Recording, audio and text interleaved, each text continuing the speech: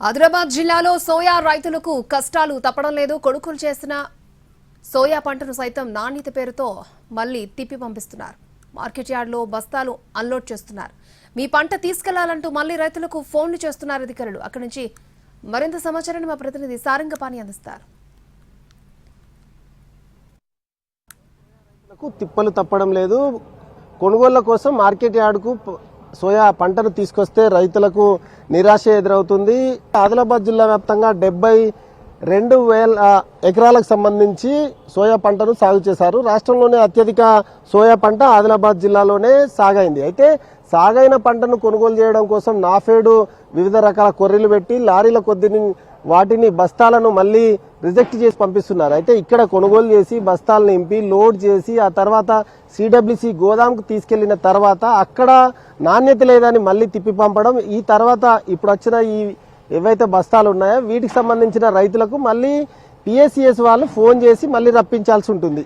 అయితే రైతు ఇక్కడే ఉండాలి, లేదు అంటే ఆ పంటను ప్రైవేట్ వాళ్ళకు అంటగట్టాలి. వాళ్ళు ఎంత ధర చెప్తే అంతకే అమ్ముకోవాల్సిన దుస్థితి నెలకొంది.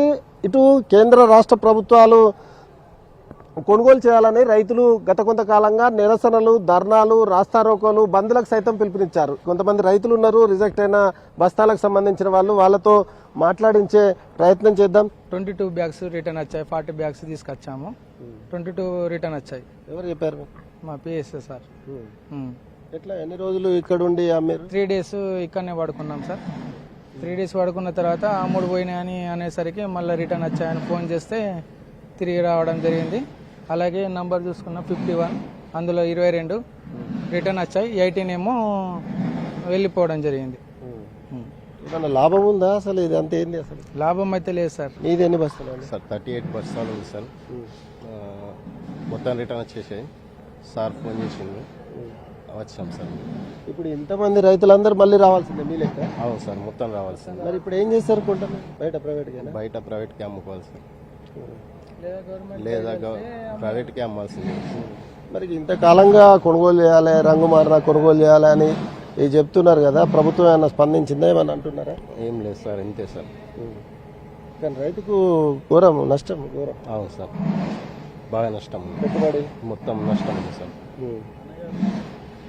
ప్రస్తుతం అయితే చూసుకోవచ్చు, ఈ మార్కెట్ యార్డుకు సంబంధించి కొద్ది రోజులుగా కొనుగోలు చేసిన సోయా బస్తాలు ఏవైతే ఉన్నాయో అవన్నీలో మొత్తము వాటికి సంబంధించి ఉంటే కొనుగోలు చేశారు. అయితే కొనుగోలు చేశారని అనుకునే లేపు రైతులకు మళ్ళీ నిరాశ ఎదురైంది. ఎందుకంటే రిజెక్ట్ అయిన వాటిలో ఇక్కడ ఆదిలాబాద్ జిల్లా కేంద్రంలోని మార్కెట్ యార్డ్లో 6,811 బస్తాలకు సంబంధించి సోయాను కొనుగోలు చేశారు. అయితే ఇందులో మాత్రం 2,700 సంబంధించిన బస్తాలు ఇప్పటికే రిజెక్ట్ అయ్యి ఈ మార్కెట్ యార్డ్లో మళ్ళీ దింపడం జరిగింది. వాటికి సంబంధించి లాట్ నెంబర్లతో సహా ఇక్కడ నెట్ కొట్టివేస్తున్నారు. అయితే ఇప్పుడు పిఎస్సిఎస్లకు సంబంధించిన వాళ్ళు ఇవి రైతులకు ఫోన్ చేసి మళ్ళీ రప్పించాల్సి ఉంటుంది.